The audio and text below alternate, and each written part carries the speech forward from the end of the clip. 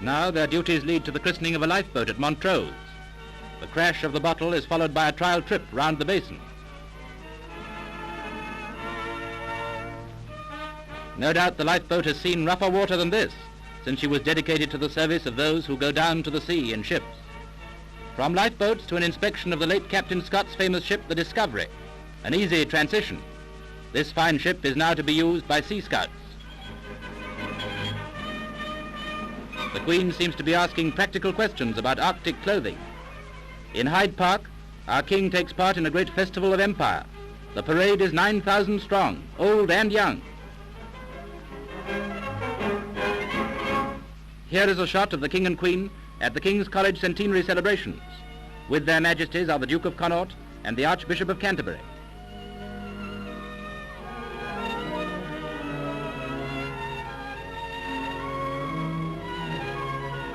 The King is interested in the Wheatstone telegraphic instrument. Both are fond of horses, so the day in 1929 when they watch a riding display by the police at Imber Court and give a pleasant duty.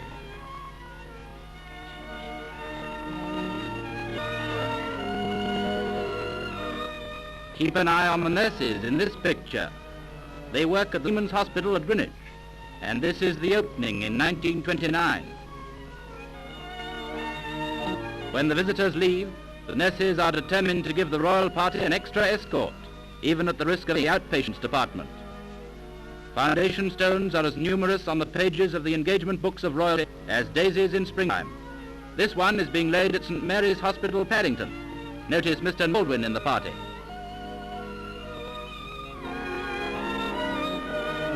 Well and truly laid, Your Royal Highness. Here is a newcomer to our story.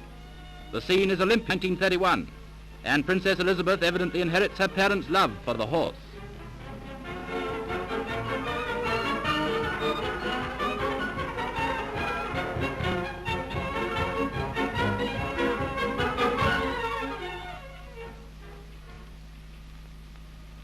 Our King speaks at the Mansion House in support of cancer campaign. We are here in your Mansion House, my Lord Mayor, in the heart of the Empire, on this, the first day of May. And we send out to those in this country and to our brothers in the Empire overseas our May Day call. I send my grateful thanks to over 1,000 Lord Mayors and Mayors, Chairmen of District Councils and Chairmen of Parish Councils who have already responded to our call for help. A much less serious occasion is when the Queen receives purses from some very small British subjects at a St James's Palace garden party.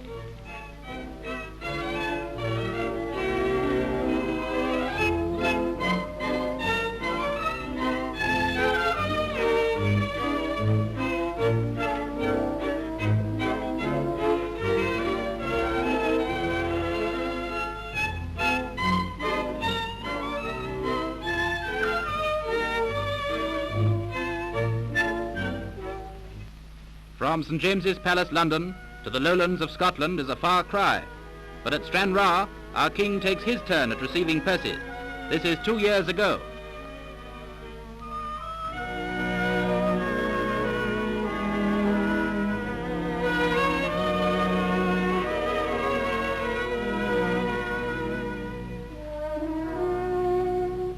In the course of the past 10 years, members of the House of Windsor have visited nearly every part of the kingdom, and our present King and Queen have done their full share of this journey.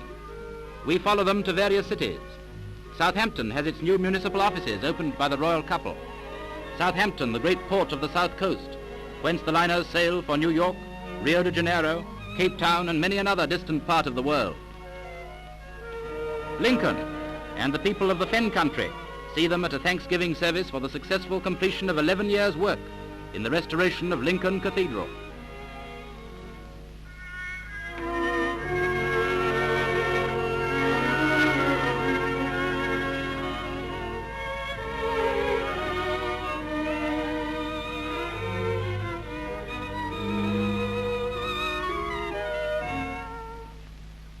Queen Elizabeth is Colonel-in-Chief of the King's Own Yorkshire Light Infantry, and this fact brought her to Yorkshire in 1928 when she inspected her own regiment.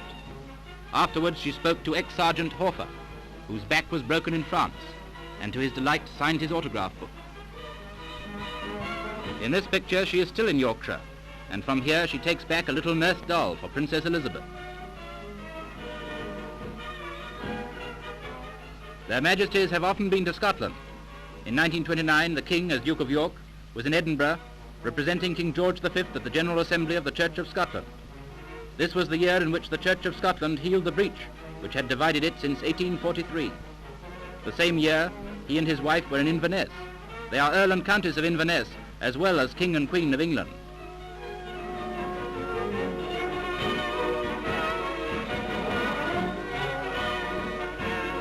The ancient city of Perth confers its freedom on the royal couple, and Princess Elizabeth and Princess Margaret Rose watch their mother presenting new colours to a Scottish regiment. Ulster gave the royal couple a welcome which reflected the passionate loyalty to the throne of the 6 counties.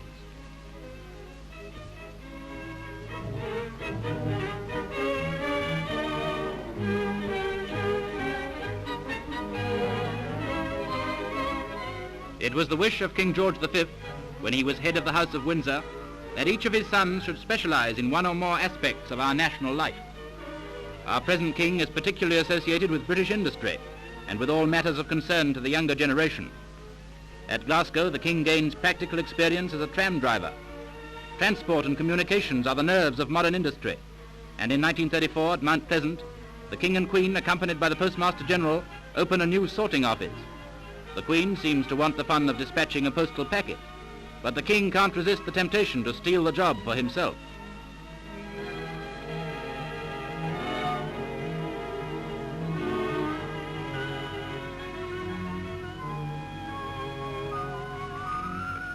At Newport in Wales, they take a trip round the docks. Then they cross on a novel transporter bridge.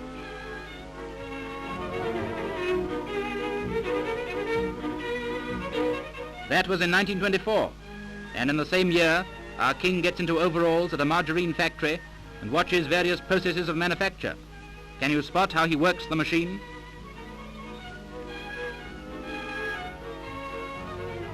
Also in the same year, he was inspecting boot factories in Northampton. And the next year, he and his wife were present at an interesting procession of ancient and modern locomotives, which took place at Darlington to mark the railway centenary.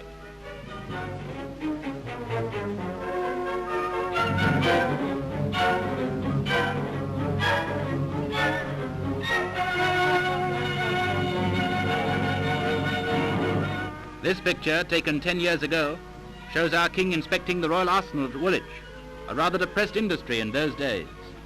Unfortunately, as the taxpayer is likely to know to his cost, armaments is now one of the most flourishing industries in the world. The Papworth village settlement for tuberculosis sufferers, where patients are taught various trades.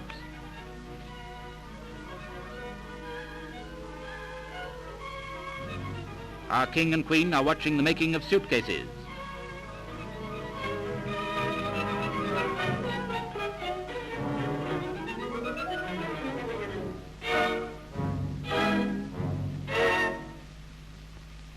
At Middlesbrough, the king opens the wonderful vertical lift bridge across the Tees, linking Yorkshire to the north. Ladies and gentlemen, I have much pleasure in declaring the Tees Newport Bridge open.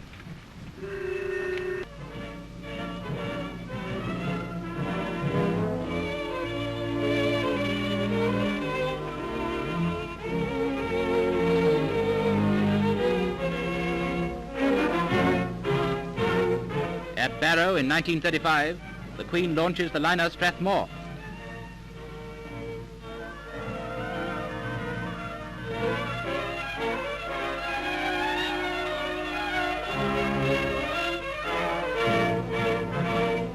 Then she renames Barrow's Jubilee Bridge and dedicates it to public use. I have much pleasure in declaring this bridge free from toll. Here are pictures of an industry which is of greater economic importance than most people imagine. Women's fashions at the British Industries Fair. We may suppose that the Queen, who is accompanied by Lord Derby, finds this an easy duty.